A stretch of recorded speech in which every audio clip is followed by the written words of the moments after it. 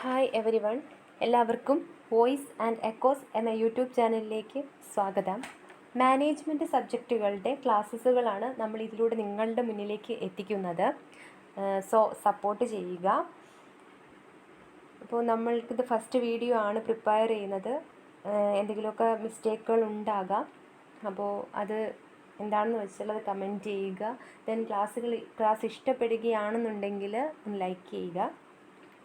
അപ്പം ഇന്നത്തെ വീഡിയോയിൽ നമ്മൾ ഉൾപ്പെടുത്തിയിരിക്കുന്നത് ഓപ്പറേഷൻ റിസർച്ച് എന്ന് പറയുന്നൊരു സബ്ജക്റ്റാണ്. ഓപ്പറേഷൻ റിസർച്ച് എന്ന് പറയുമ്പോൾ മറ്റ് പല സ്ട്രീമുകളിലുള്ള സ്റ്റുഡൻസിനും പഠിക്കാനുണ്ട്. പക്ഷേ നമ്മൾ മാനേജ്മെൻറ്റ് സ്റ്റുഡൻസിൻ്റെ ആ ഒരു സിലബസിനനുസരിച്ചാണ് ഇത് പ്രിപ്പയർ ചെയ്തിരിക്കുന്നത്. അപ്പം ഇന്നത്തെ വീഡിയോയിൽ എന്തൊക്കെയാണ് ഉൾപ്പെടുത്തിയിരിക്കുന്നതെന്ന് വെച്ചാൽ നമ്മൾ ഫസ്റ്റ് ഒരു ഇൻട്രൊഡക്ഷൻ പറയുന്നുണ്ട്. ദെൻ അതിൻ്റെ ഹിസ്റ്ററി, ഓപ്പറേഷൻ റിസർച്ചിൻ്റെ ഒരു history, then definitions, characteristics, then tools of operation research, applications and last methodology. ഇത്രയും കാര്യങ്ങളാണ് ഈ വീഡിയോയ്ക്കകത്തുള്ളത്. സോ നമുക്ക് സ്റ്റാർട്ട് ചെയ്യാം. First introduction. ഒരു നാഷണൽ ക്രൈസിസ് ഉണ്ടാകുമ്പോൾ ആ ഒരു ക്രൈസിസ് ഇപ്പോൾ പൊളിറ്റിക്കലോ എക്കണോമിക്കലോ അതല്ലെങ്കിൽ കൾച്ചറലോ എങ്ങനെയുള്ളൊരു ക്രൈസിസ് ആയാലും അതിനെ ഓവർകം ചെയ്യുന്നതിന് വേണ്ടി, ആ ഒരു സിറ്റുവേഷനിൽ നിന്നും രക്ഷപ്പെടുന്നതിന് വേണ്ടി പല ഡിപ്പാർട്ട്മെൻറ്റ്, പല ഭാഗത്തു നിന്നുള്ള ആളുകൾ ഒന്നിച്ച് പ്രവർത്തിച്ചിട്ടാണ് ആ ഒരു സിറ്റുവേഷൻ ഓവർകം ചെയ്യുന്നത്. ഫോർ എക്സാമ്പിൾ, ഒരു ഫ്ലഡ് ഉണ്ടാവുകയാണെങ്കിൽ ആ ഫ്ലഡിൽ നിന്നും ഏത് ഭാഗത്താണോ ആ ഫ്ലഡ് ഉണ്ടായത് അവിടെയുള്ള ആളുകൾ മാത്രമല്ല അതിനെതിരെ പ്രവർത്തിക്കുന്നത്, അതിന് ആ ഒരു സിറ്റുവേഷനിൽ നിന്നും രക്ഷപ്പെടുന്നതിന് വേണ്ടി പ്രവർത്തിക്കുന്നത്. മറ്റ് പല ഭാഗത്തുള്ള ആളുകൾ ആ ഒരു സിറ്റുവേഷനിൽ നിന്നും അവിടെ ഉള്ളവരെ രക്ഷിക്കുന്നതിന് വേണ്ടി പ്രവർത്തിക്കും, അല്ലേ?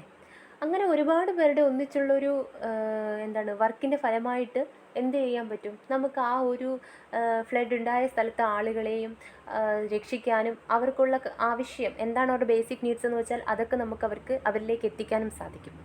അതുപോലെ ഒരു ക്രൈസിസ് ഉണ്ടായ സമയത്ത് ഒരുപാട് ഡിസിപ്ലിനിലുള്ള ആളുകളുടെ ഒന്നിച്ചുള്ള പ്രവർത്തനത്തിൻ്റെ ഫലമായിട്ട് നമ്മുടെ ഫീൽഡിലേക്ക് വന്ന ഒരു സ്റ്റഡിയാണ് ഓപ്പറേഷൻ റിസർച്ച് എന്ന് പറയുന്നത്. Then it is also called management science, decision science or industrial engineering എന്നൊക്കെ പറയുന്നത് എന്താണ്? ഓപ്പറേഷൻ റിസർച്ച് തന്നെയാണ്. ദെൻ നമുക്കറിയാം മാനേജേഴ്സ് എന്ന് പറയുന്നത് ഒരു ഓർഗനൈസേഷനിൽ ഡിസിഷൻ പവർ ഉള്ളവരാണ്, ഡിസിഷൻ മേക്കിംഗ് പവർ. അപ്പം മാനേജേഴ്സിന് അവർ ഡിസിഷൻസ് എടുക്കുമ്പോൾ ഒരുപാട് സിറ്റുവേഷൻസിൽ അവർക്ക് ഡിസിഷൻസ് എടുക്കേണ്ടതായിട്ടുണ്ടാകും. അപ്പോൾ നല്ല പെർഫെക്റ്റ് ആയിട്ടുള്ള അല്ലെങ്കിൽ ഏറ്റവും ഒപ്റ്റിമലായിട്ടുള്ള ബെസ്റ്റായിട്ടുള്ള ഡിസിഷൻസ് എടുക്കുന്നതിന് വേണ്ടി ഓപ്പറേഷൻ റിസർച്ച് മാനേജേഴ്സിനെ സഹായിക്കുന്നുണ്ട്. ജസ്റ്റ് നമ്മളൊരു മീനിങ് പറയുകയാണെങ്കിൽ എന്താണ് ഓപ്പറേഷൻ റിസർച്ച് എന്ന് പറഞ്ഞാൽ, operation research is the application of a scientific approach to solving management problems in order to help managers to make better decisions. നല്ല ഒരു ഡിസിഷൻ എടുക്കുന്നതിന് വേണ്ടി മാനേജേഴ്സിനെ ഹെൽപ്പ് ചെയ്യുന്നു. ഓക്കെ, അതും സയൻറ്റിഫിക് അപ്രോച്ചസിലൂടെ. അപ്പം സയൻറ്റിഫിക് അപ്രോച്ചസ് എന്ന് പറയുമ്പോൾ പ്രീ ഡിറ്റർമൈൻഡ് ആയിട്ടുള്ള സ്റ്റെപ്സ് ഉണ്ട്. അതുവഴി ഏതെങ്കിലും ഒരു പ്രോബ്ലം ഉണ്ടാകുമ്പോൾ ആ പ്രോബ്ലത്തിന് നല്ലൊരു സൊല്യൂഷൻ എടുക്കാൻ അല്ലെങ്കിൽ നല്ലൊരു ഡിസിഷൻ എടുക്കാൻ മാനേജേഴ്സിനെ ഹെൽപ്പ് ചെയ്യുന്നതാണ് എന്തെന്ന് പറയുന്നത്? ഓപ്പറേഷൻ റിസർച്ച് എന്ന് പറയുന്നത്. ഓക്കെ, ദെൻ നമുക്കിതിൻ്റെ ഹിസ്റ്ററി നോക്കാം. അപ്പോൾ modern field of operation research വന്നത് ആഫ്റ്റർ വേൾഡ് വാർ സെക്കൻഡ് ആണെന്ന് പറയുന്നുണ്ട്. അപ്പോൾ അതിന് മുന്നേ ഉണ്ടായിട്ടുണ്ടോ? ഉണ്ട്. അതിന് മുന്നേയും ഓപ്പറേഷൻ റിസർച്ച് ഉപയോഗിച്ചിട്ടുണ്ട്. പക്ഷേ നമ്മൾ ഇപ്പോൾ ഉപയോഗിക്കുന്ന രീതിയിൽ അല്ലായിരുന്നു, അത് മറ്റൊരു രൂപത്തിലായിരുന്നു എന്ന് മാത്രം.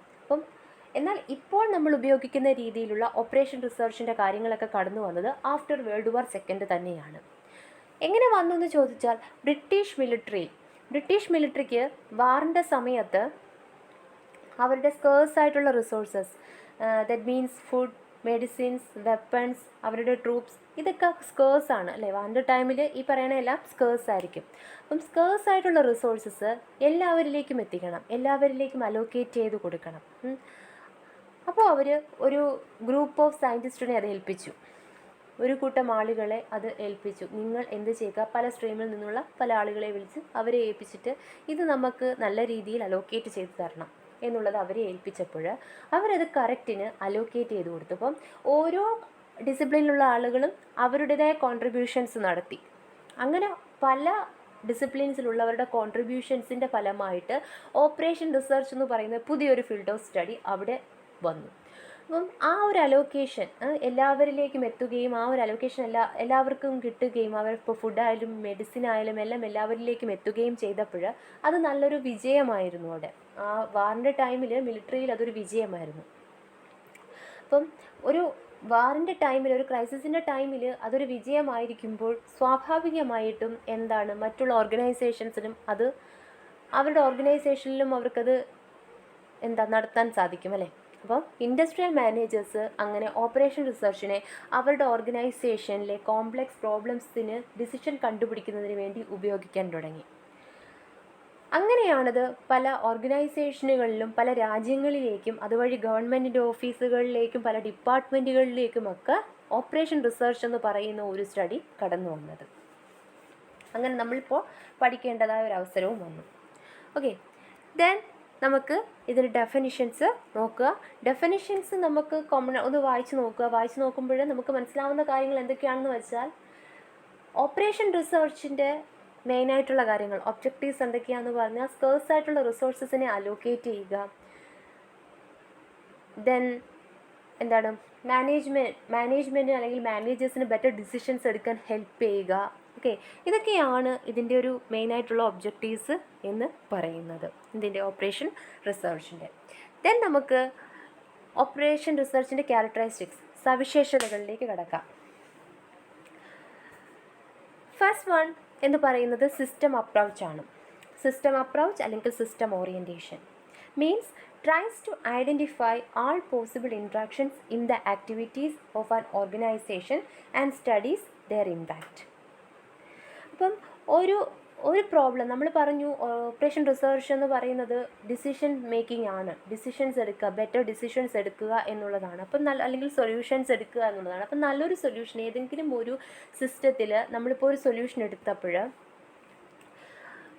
എടുത്തു. അപ്പോൾ അത് എന്ത് ചെയ്യും, ഓപ്പറേഷൻ റിസർച്ച് ചെയ്യുന്ന കാര്യം എന്താണെന്ന് വെച്ചാൽ, ആ ഒരു സൊല്യൂഷൻ ഓൾ ഓർഗനൈസേഷനെ എങ്ങനെ ബാധിക്കും, എങ്ങനെയാണ് അതിൻ്റെ ഇപ്പോൾ ഒരു പാർട്ടിൽ ചിലപ്പോൾ അതൊരു ബെനിഫിറ്റ് ആയിരിക്കും, പക്ഷെ മറ്റൊരു പാർട്ടിൽ എന്തായിരിക്കും, വേറൊരു സിസ്റ്റത്തിൽ അത് ചിലപ്പോൾ ബെനിഫിറ്റ് ആകണമെന്നില്ല. അപ്പം അങ്ങനെ എല്ലായിടത്തും എങ്ങനെയാണ് എന്നുള്ളതിനെ പറ്റി സ്റ്റഡി നടത്തും. മാക്സിമം അതിൻ്റെ കാര്യങ്ങൾ എങ്ങനെയാണ് അത് അഫക്റ്റ് ചെയ്യുന്നതെന്നുള്ളൊരു സ്റ്റഡി ഉണ്ടാകും. അപ്പം അതാണ് ആ ഒരു ഓൾ ഓർഗനൈസേഷനെ ഐഡൻറ്റിഫൈ ചെയ്തുകൊണ്ടായിരിക്കും ഒരു പ്രോബ്ലത്തിനൊരു സൊല്യൂഷൻ എടുക്കുന്നത്. അതാണ് ഒന്നാമത്തെ ഒരു സവിശേഷത. സെക്കൻഡ് വൺ, ഇൻ്റർ ഡിസിപ്ലിനറി ടീം അപ്രോച്ച്. നമ്മൾ നേരത്തെ പറഞ്ഞു, പല ഡിസിപ്ലിൻസിലുള്ള പല ഫീൽഡ് ഓഫ് സ്റ്റഡിയിലുള്ള പല ആളുകൾ, മീൻസ് മാത്തമാറ്റിക്സോ അതല്ലെങ്കിൽ സ്റ്റാറ്റിസ്റ്റിക്സോ എക്കണോമിക്സ് ഓർ എഞ്ചിനീയറിംഗ്, അങ്ങനെ പല ഫീൽഡിലുള്ളവരുടെ ഒരു കോൺട്രിബ്യൂഷനാണ്, പലരുടെ കോൺട്രിബ്യൂഷനിലൂടെയാണ് ഓപ്പറേഷൻ റിസർച്ച് എന്ന് പറയുന്ന ഒരു സ്റ്റഡി കടന്നു വന്നതെന്ന്. അപ്പം ആ എല്ലാ ആളുകൾ കൂടി ഒന്നിച്ച് എന്ത് ചെയ്യാൻ പറ്റും, അല്ലെങ്കിൽ ഓരോ ഫീൽഡ് ഓഫ് സ്റ്റഡിയിലുള്ള ആളുകൾക്കും ഇതിൽ പ്രോബ്ലത്തിന് സൊല്യൂഷൻസ് കണ്ടെത്താനായിട്ട് സാധിക്കും. ഓക്കെ, അപ്പം it is performed by a team of scientist drawn from different disciplines. അതുകൊണ്ട് ഇതിനെ നമുക്ക് എന്തെന്ന് പറയാം, ഇൻ്റർ ഡിസിപ്ലിനറി ടീം അപ്രോച്ച് ആണെന്ന് പറയാം. Then third one, scientific approach means it uses scientific methods to solve complex problems. Predetermined ആയിട്ടുള്ള steps use ചെയ്തിട്ടാണ് ഇതിനകത്ത് കോംപ്ലക്സ് പ്രോബ്ലത്തിന് സൊല്യൂഷൻസ് കണ്ടെത്തുന്നത്. The next one, decision making. It helps management to take better decisions. നമ്മൾ നേരത്തെ പറഞ്ഞു നല്ലൊരു decision എടുക്കാൻ വേണ്ടി ഹെൽപ്പ് ചെയ്യുന്നുണ്ട് എന്ന്, അല്ലേ. ബെറ്റർ ഡിസിഷൻസ് ആണ് ഇത് എടുക്കാനായിട്ട് നമ്മളെ ഹെൽപ്പ് ചെയ്യണത്. The next one, optimization objective. Optimization objective എന്ന് പറയുമ്പോൾ attempts to find the best and optimal solution to a problem. ഏറ്റവും ബെസ്റ്റ് ആയിട്ടുള്ള ഒരു സൊല്യൂഷൻ എടുക്കാനാണ്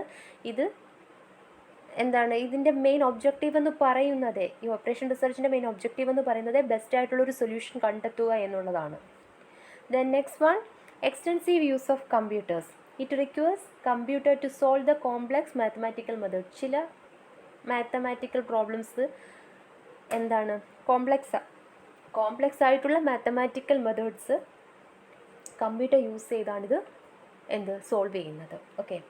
the last one, quantitative solution. Numerical ആയിരിക്കും സൊല്യൂഷൻ, നമുക്ക് കിട്ടുന്ന സൊല്യൂഷൻ എന്ന് പറയുന്നത് ന്യൂമറിക്കൽ സൊല്യൂഷൻസ് ആയിരിക്കും. ഇത്രയുമാണ് അതിൻ്റെ ക്യാരക്ടറിസ്റ്റിക്സ് എന്ന് പറയുന്നത്. Next, tools of operation research. എന്തൊക്കെ ടെക്നിക്സ് ഉപയോഗിച്ചാണ്, എന്തൊക്കെ വഴികളിലൂടെയാണ് നമ്മൾ ഇതിനകത്ത് പ്രോബ്ലംസ് വളരെ ബെറ്റർ ആൻഡ് ഒപ്റ്റിമൽ സൊല്യൂഷൻ കണ്ടെത്തും എന്ന് പറഞ്ഞു അല്ലേ. ബെറ്റർ ആൻഡ് ഒപ്റ്റിമൽ സൊല്യൂഷൻ കണ്ടെത്തും എന്ന് പറഞ്ഞപ്പോഴാണ് എങ്ങനെയാണ് നമ്മൾ എന്തൊക്കെ ടെക്നിക്സ് ഉപയോഗിച്ചിട്ടാണ് നമ്മൾ ആ സൊല്യൂഷനിലേക്ക് എത്തുന്നത്. അപ്പോൾ ഈ പറയുന്ന താഴെ തന്നിരിക്കുന്ന മെത്തേഡ്സ് ആണ് അല്ലെങ്കിൽ ടൂൾസ് ആണ് നമ്മൾ ഉപയോഗിക്കുന്നത്. ലീനിയർ പ്രോഗ്രാമിങ്ങും വെയിറ്റിംഗ് ലൈൻ അല്ലെങ്കിൽ ക്യൂയിങ് തിയറിയും inventory control models, replacement problems, network analysis ഇവയൊക്കെ ഉപയോഗിച്ചിട്ടാണ്. അപ്പം ഇതൊക്കെ നമുക്കിനി ഡീറ്റെയിൽഡ് ആയിട്ട് പഠിക്കാനുണ്ട്. അപ്പം ആ ടൈമിൽ അതുകൊണ്ടാണ് ഇവിടെ നമ്മൾ എക്സ്പ്ലെയിൻ ചെയ്യാത്തത്. അപ്പം ഇതൊക്കെയാണ് ടൂൾസ് എന്ന് അറിഞ്ഞിരിക്കുക. ഈ മെത്തേഡ്സ് ഒക്കെ യൂസ് ചെയ്താണ് നമ്മൾ ഇതിന് സൊല്യൂഷൻസ് കണ്ടെത്തുന്നത്. Okay. Then applications of operation research. എങ്ങനെയാണ് ഒരു ഓർഗനൈസേഷൻ ഓപ്പറേഷൻ റിസർച്ചിനെ യൂട്ടിലൈസ് ചെയ്യുന്നത് എന്നുള്ളതാണ്. അപ്പം ഫസ്റ്റ് വൺ എന്ന് പറയുന്നത് allocation and distribution in projects. അതിനകത്ത് വരുന്ന കാര്യങ്ങൾ എന്തൊക്കെയാണെന്ന് വെച്ചാൽ optimal allocation of resources such as men, materials, machines, time and money to project. അപ്പം പറഞ്ഞിരിക്കുന്നത് അലോക്കേറ്റ് ചെയ്യുക, എല്ലാവരിലേക്കും എങ്ങനെ നമുക്ക് കാര്യങ്ങൾ എത്തിക്കാൻ സാധിക്കും. അപ്പം അത് മെയിനായിട്ട് ഫോക്കസ് ചെയ്യുന്നത് അലോക്കേഷനിൽ മെയിനായിട്ട് ഫോക്കസ് ചെയ്യുന്നത് ഒന്ന് മെൻ, മെറ്റീരിയൽസ്, മണി ഇതൊക്കെയാണ് ഫോക്കസ് ചെയ്യുന്ന കാര്യങ്ങൾ. ഇപ്പോൾ ഒരു എക്സാമ്പിൾ പറയുകയാണെങ്കിൽ നമ്മൾക്കിപ്പോൾ ഒരു ബിൽഡിംഗ് കൺസ്ട്രക്റ്റ് ചെയ്യണം എന്നുള്ള ഒരു പ്രോജക്റ്റ് നമ്മൾ ഏറ്റെടുക്കുമ്പോൾ നമുക്കൊരു കണക്കുകൂട്ടൽ കാണും ഇല്ലേ. എത്ര നാൾ കൊണ്ട് നമുക്ക് ആ ബിൽഡിങ് തീർക്കാൻ സാധിക്കും, എത്ര റോ മെറ്റീരിയൽ നമ്മൾക്കവിടെ വേണം, എത്ര എംപ്ലോയീസിനെ നമ്മൾക്കവിടെ വേണം, എത്ര മെൻ ഉണ്ടെങ്കിലാണ് നമുക്ക് ആ വർക്ക് ആ സമയം കൊണ്ട് തീർക്കാൻ സാധിക്കുന്നത് അല്ലേ. പിന്നെ എത്ര ഫണ്ട് എത്രയായിരിക്കണം നമ്മൾക്ക് അതിലേക്ക്, ഇത്ര നാൾ വേണം, ഇത്ര എംപ്ലോയീസ് വേണം, അപ്പോൾ അവരുടെ സാലറി, നമ്മുടെ റോ മെറ്റീരിയൽസ്, അങ്ങനെ പല പല കാര്യങ്ങൾക്ക് നമ്മൾക്ക് ഒരുപാട് കാര്യങ്ങൾ കണക്ക് കൂട്ടാനുണ്ട്. അപ്പം ഇങ്ങനെയുള്ള കാര്യങ്ങളെ ഇപ്പം എത്ര വേണം എന്നുള്ള, എത്ര മെൻ വേണം, എത്ര ടൈം വേണം, ഇങ്ങനെയുള്ള കാര്യങ്ങളിലൊക്കെ നമ്മൾക്ക് ഡിസിഷൻ എടുക്കുന്നതിന് വേണ്ടി ഓപ്പറേഷൻ റിസർച്ച് നമ്മളെ ഹെൽപ്പ് ചെയ്യുന്നുണ്ട്. അതുപോലെ മറ്റൊരു എക്സാമ്പിൾ പറയുകയാണെങ്കിൽ നമുക്കറിയാം ഈ യൂബറിൽ നമ്മൾ എവിടെയെങ്കിലും ഒരു ലൊക്കേഷൻ കൊടുത്ത് നമുക്ക് എവിടെയെങ്കിലും പോകണം, അപ്പോൾ നമ്മൾക്ക് ഇന്നടത്ത് മുതൽ ഇന്നടത്താണ് എത്താനുള്ളത് എന്നൊക്കെ കൊടുക്കുമ്പോൾ നമുക്ക് കറക്റ്റിന് നമ്മളുടെ ഏറ്റവും അടുത്തുള്ള നിയറസ്റ്റ് ആയിട്ടുള്ള ഒരു ഡ്രൈവറിനെ എന്ത് ചെയ്യും, നമുക്ക് അലോക്കേറ്റ് ചെയ്ത് തരും. ഇതൊക്കെ ഓപ്പറേഷൻ റിസർച്ചിൻ്റെ ടെക്നിക്സ് യൂസ് ചെയ്താണ് ചെയ്യുന്നത്. Okay. Then next one, second one, production and facilities planning. അതെന്ന് പറയുമ്പോൾ അതിനകത്ത് വരുന്ന കാര്യങ്ങൾ ഒന്ന് factory size and location decision.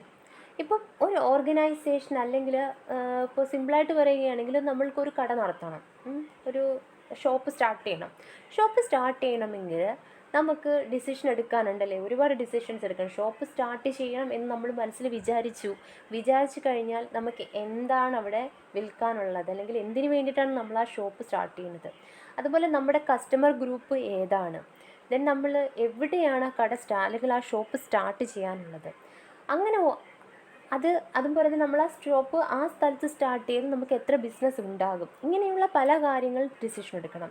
അപ്പം അതിൽ ഫാക്ടറി എത്ര സൈസ് വേണം, ഫാക്ടറിയുടെ സൈസ് എത്ര വേണം, നമ്മുടെ ലൊക്കേഷൻ എവിടെയായിരിക്കണം, പിന്നെ നമുക്കവിടെ മെഷീൻസ് ഉണ്ടെങ്കിൽ ഇപ്പോൾ പ്രൊഡക്ഷനുള്ള വല്ല കമ്പനീസും ഒക്കെ ആണെങ്കിലോ അതല്ലെങ്കിൽ മറ്റ് എന്ത് ഓർഗനൈസേഷനായാലും അവരുടേതായ കുറച്ച് മെഷീൻസ് ഉണ്ടാകുമല്ലോ. അപ്പം മെഷീൻസ് എന്ന് പറയുമ്പോൾ പ്രൊഡക്ഷൻ ഓർഗനൈസേഷനിൽ പ്രൊഡക്ഷൻ മെഷീൻസ് ഉണ്ടാകും.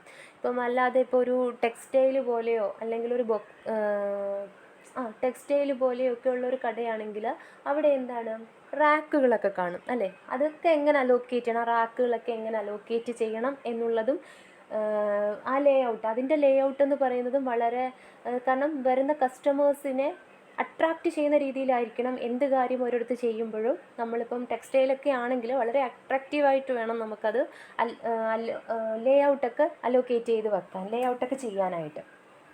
അപ്പം അങ്ങനെയുള്ള ഡിസിഷൻസ്, എവിടെയാണ് മെഷീൻസ് അലോക്കേറ്റ് ചെയ്യേണ്ടത്, ദെൻ ട്രാൻസ്പോർട്ടേഷൻ ഉള്ള സ്ഥലമാണോ, ട്രാൻസ്പോർട്ടേഷൻ ഉണ്ടോ, അല്ലെങ്കിൽ ട്രാൻസ്പോർട്ടേഷൻ ഫെസിലിറ്റീസ് നമുക്ക് അവൈലബിൾ ആണോ, ദെൻ ലോഡിങ്ങും അൺലോഡിങ്ങും നമുക്കിപ്പം പ്രൊഡക്ഷൻ ഉള്ളതോ ആണെങ്കിലോ അല്ലെങ്കിൽ ഇപ്പോൾ എന്ത് ഓർഗനൈസേഷനായാലും അവരുടെ സാധനങ്ങൾ എത്തിക്കാൻ പറ്റണ സ്ഥലമാണോ എന്നുള്ളതും, ദെൻ വെയർ ഹൗസ് എവിടെ വേണം, ഇങ്ങനെയുള്ള എല്ലാ ഡിസിഷൻസും എടുക്കാൻ നമ്മളെ ആര് ഹെൽപ്പ് ചെയ്യുന്നുണ്ട്, ഓപ്പറേഷൻ റിസർച്ച് ഹെൽപ്പ് ചെയ്യുന്നുണ്ട്. Then third one, programmes decision. Programmes ഡിസിഷനകത്ത് വരുന്നത് what, when and how to purchase to minimise procurement cost. നമ്മളുടെ ഉണ്ടാകുന്ന കോസ്റ്റ്, നമ്മൾക്ക് കോസ്റ്റ് ഉണ്ടാകുന്നത് എങ്ങനെയൊക്കെ നമ്മൾ ഓരോ കാര്യങ്ങൾ പർച്ചേസ് ചെയ്താൽ, ഏത് രീതിയിൽ, എവിടെ നിന്ന് ഒക്കെ ഉള്ള കാര്യങ്ങളുണ്ടല്ലേ. എവിടെ നിന്ന് പർച്ചേസ് ചെയ്താൽ, എപ്പോൾ പർച്ചേസ് ചെയ്താലാണ് നമുക്ക് എന്താണ്, ചില റോ മെറ്റീരിയൽസൊക്കെ നമ്മൾ ബൾക്കായിട്ട് പർച്ചേസ് ചെയ്യുമ്പോൾ നമുക്ക് കോസ്റ്റ് കുറച്ച് കിട്ടും. അപ്പം ക്വാളിറ്റിക്ക് വലിയ പ്രശ്നമൊന്നും വരില്ല. അപ്പം അങ്ങനെ നമുക്ക് എങ്ങനെ പർച്ചേസ് ചെയ്യാം, കോസ്റ്റ് കുറച്ചുകൊണ്ട് എങ്ങനെ കാര്യങ്ങൾ നമ്മൾക്ക് വാങ്ങിക്കാം, ഇങ്ങനെയുള്ള ഡിസിഷൻസൊക്കെ എടുക്കാൻ വേണ്ടി ഹെൽപ്പ് ചെയ്യുന്നുണ്ട്. ദെൻ നെക്സ്റ്റ്, മാർക്കറ്റിങ്ങിൻ്റെ പാർട്ട്. മാർക്കറ്റിംഗ് ആകുമ്പോൾ അവിടെ നമുക്കറിയാം സെയിൽസും അഡ്വർടൈസ്മെൻറ്റും ഒക്കെയാണ് ഇമ്പോർട്ടൻ്റ് ആയിട്ടുള്ള കാര്യങ്ങൾ. അപ്പോൾ നമ്മൾ എങ്ങനെ അഡ്വർടൈസിങ്ങിന് വേണ്ടിയിട്ട് നമ്മളുടെ ഓർഗനൈസേഷൻ എങ്ങനെയുള്ളതാണോ അല്ലെങ്കിൽ നമ്മുടെ ഷോപ്പ് എങ്ങനെയുള്ളതാണ് അതിനനുസരിച്ച് വേണം നമ്മൾ അഡ്വർടൈസ്മെൻറ്റ് നടത്താൻ. അപ്പോൾ അഡ്വർടൈസ്മെൻറ്റിന് വേണ്ടി എത്ര ബഡ്ജറ്റ് നമുക്ക് മാറ്റി വെക്കണം, ഏത് മീഡിയ സെലക്ട് ചെയ്യണം, ദെൻ നമ്മുടെ പ്രോഡക്റ്റ് നമ്മൾ ഇൻട്രൊഡ്യൂസ് ചെയ്യേണ്ട ടൈം എപ്പോഴാണ്, ഇങ്ങനെയൊക്കെയുള്ള കാര്യങ്ങൾ ഡിസിഷൻ എടുക്കാനും ഓപ്പറേഷൻ റിസർച്ച് നമ്മളെ ഹെൽപ്പ് ചെയ്യുന്നുണ്ട്. ദെൻ നെക്സ്റ്റ്, ഓർഗനൈസേഷണൽ ബിഹേവിയർ അല്ലെങ്കിൽ ഓർഗനൈസേഷണൽ ഡിസിഷൻസ്. ഇതിൻ്റെ പാർട്ട് വരുമ്പോൾ സെലക്ഷൻ ഓഫ് പേഴ്സണൽ മീൻസ് നമുക്കിപ്പോൾ ഒരു ക്യാൻഡിഡേറ്റിനെ വേണം, ജോലിക്കായിട്ട് നമുക്കൊരു ക്യാൻഡിഡേറ്റിനെ വേണം. അപ്പോൾ നമ്മൾ എങ്ങനെയാണ് ആളെ സെലക്ട് ചെയ്യണം, ഏത് രീതിയിലൂടെ നമുക്ക് സെലക്ട് ചെയ്യണം, ഇൻ്റർവ്യൂ നടത്തണോ നടത്താതിരിക്കണോ, അതെല്ലാം നമുക്ക് ഡിസൈഡ് ചെയ്യണം അല്ലേ. ദെൻ റിക്രൂട്ട്മെൻറ്റിന് വേണ്ടി ഇപ്പോൾ റിക്രൂട്ട്മെൻറ്റ് നടത്തുകയാണെങ്കിൽ റിക്രൂട്ട്മെൻറ്റിന് എങ്ങനെയുള്ള റിക്രൂട്ട്മെൻറ്റാണ് നടത്തേണ്ടത്, അതിൻ്റെ പോളിസീസ് എങ്ങനെയായിരിക്കണം, അങ്ങനെയുള്ള ഡിസിഷൻസ്. ദെൻ നമ്മൾ എങ്ങനെയായിരിക്കണം അവർക്ക് ജോബ് അസൈൻ ചെയ്ത് കൊടുക്കുന്നത്. ദെൻ അപ്പോൾ ഇപ്പോൾ ഒരു ജോബ് കൊടുത്തു കഴിഞ്ഞാൽ അവർക്ക് എങ്ങനെ ട്രെയിനിങ് പ്രൊവൈഡ് ചെയ്യണം. അപ്പോൾ ഇങ്ങനെയുള്ള കാര്യങ്ങളിലെല്ലാം ഡിസിഷൻ എടുക്കേണ്ടതായിട്ടുണ്ട്. Then last one, finance. ഫിനാൻസിൻ്റെ കാര്യം പറയുമ്പോൾ നമുക്കറിയാം ക്യാപിറ്റൽ അല്ലേ, ഏതൊരു ഓർഗനൈസേഷനും ക്യാപിറ്റൽ ഇമ്പോർട്ടൻ്റ് ആണ്. അപ്പോൾ ക്യാപിറ്റൽ റിക്വയർമെൻറ്റ്സ് എങ്ങനെയായിരിക്കും, ദെൻ നമ്മളുടെ ഇൻവെസ്റ്റ്മെൻറ്റ് ഡിസിഷൻസ് എവിടെയൊക്കെയാണ് ഇൻവെസ്റ്റ്മെൻറ്റ് നടത്തേണ്ടത്, ദെൻ നമ്മുടെ ക്രെഡിറ്റ് പോളിസീസ് എങ്ങനെയായിരിക്കണം, ഇങ്ങനെയുള്ള കാര്യങ്ങളുടെ ഡിസിഷനും എടുക്കാൻ ആര് ഹെൽപ്പ് ചെയ്യുന്നുണ്ട്, ഓപ്പറേഷൻ റിസർച്ച് നമ്മളെ ഹെൽപ്പ് ചെയ്യുന്നുണ്ട്. ദെൻ ദ ലാസ്റ്റ് വൺ ആണ് മെത്തഡോളജി ഓഫ് ഓപ്പറേഷൻ റിസർച്ച്.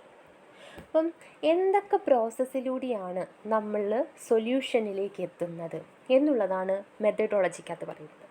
അപ്പം എന്തൊക്കെ പ്രോസസ്സാണ് ഉപയോഗിക്കുന്നത്. First one, identifying a problem that needs to be solved.